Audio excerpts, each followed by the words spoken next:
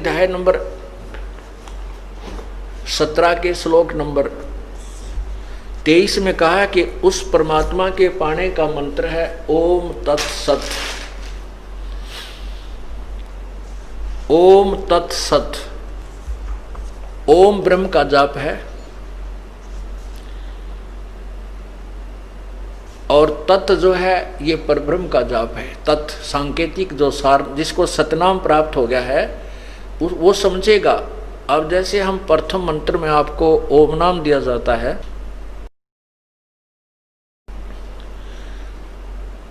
वो सावित्री ब्रह्मा जी का जाप है, अर्थात वो स्वाद चक्र को खोलने का की कुंजी है।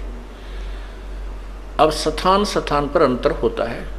जैसे एक लड़की के पिता का नाम भी हवा सिंह है और पति का नाम भी हवा सिंह है। अब स्थान स्थान पर अंतर है।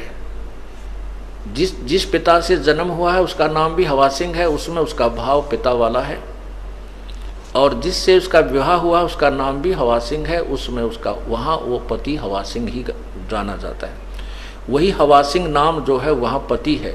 तो कहने का भाव ये है कि जो ओम मंत्र आपको प्रथम मंत्र ब्रह्म गायत्री में दिया जाता है तो वो सावित्री और ब्रह्मा का जाप है। और जब आपको सतनाम के अंदर जो नाम दिया जाता है यही नाम ये ब्रह्म का जाप है। और तत् जो दूसरा मंत्र है वो परब्रह्म का जाप है। जैसे अब तीसरा नाम लेने की होड़ सी लगी थी, सार नाम लेने की, सार शब्द लेने के लिए हमने बार बार प्रार्थना आ रही थी कि हमें सार नाम दो जी, सार नाम दो जी, तीसरा नाम दे दो जी। अच्छा भाई, अभी जेल से आए हैं, अभी थोड़ा सा अपनी व्यवस्था में बनाने में थोड़ा टाइम लगे, हमने 2-3 महीने लगे, और आपको सार नाम देंगे, अवश्य देंगे, क्योंकि ये तो आपके लिए सारा साजबाज जोड़ रखा है। अब उनको बुलाया, उनसे परीक्षा ली तो 485 में थे, मेरे ख्याल में 40 पास हुई। ओ तेरा गजब हुई। अब एक तो न्यू तक लाना चाहिए, बोला जी आपने ढंग से ना बताया नाम देते समय। अरे तेरा गजब हुए, तीसरा नाम तो पीएचडी का है। उसने कहा कि आपने केवल ये बताया था कि ये नाम ऐसे जपना है, दूसरा तत् ऐसे जपना है, आपने नोतना बताया यो ब्रह्म का है, यो परब्रह्म का है। वह बोला ये सत्संग करते समय मैं बता कौन से रागनी गाया करता, यही तो बताता हूँ, तुम्हारे को ये देखना था तुम्हारी बुद्धि कहाँ काम करती है। वो तेरा गजब हो। और फिर मन ने उलाना देने आपने ढंग से ना बताया है, यह भी उलाना उठूंगा भाई।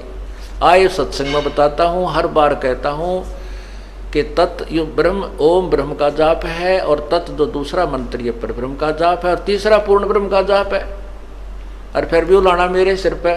और तेरा पहली क्लास की बातें करते हो बच्चे, कोई बात नहीं, इसलिए आपको बार बार बुलाया गया है और ये अभ्यास आपका होगा। तीसरा नाम देना तो परमात्मा ही देना है, और उसमें फिर आपके पास समय भी नहीं है। जैसे उस दिन 485 नाम लिखा गए थे, 285 भाग गए, 200 रह गए, 200 में थे 20-30 वो पास हुए, वो भाग्य उनके पास एक दिन और रुकने का समय नहीं था। रोहतक गए, रोहतक निकल गए उधर के उधर, कदे फिर घर के छो माजा।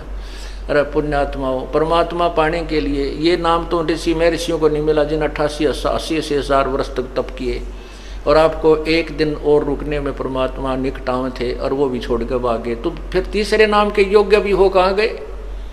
अपनी नबज आप टटोल लिया करो एक आदि पर कि हम कितने योग्य हुए हैं।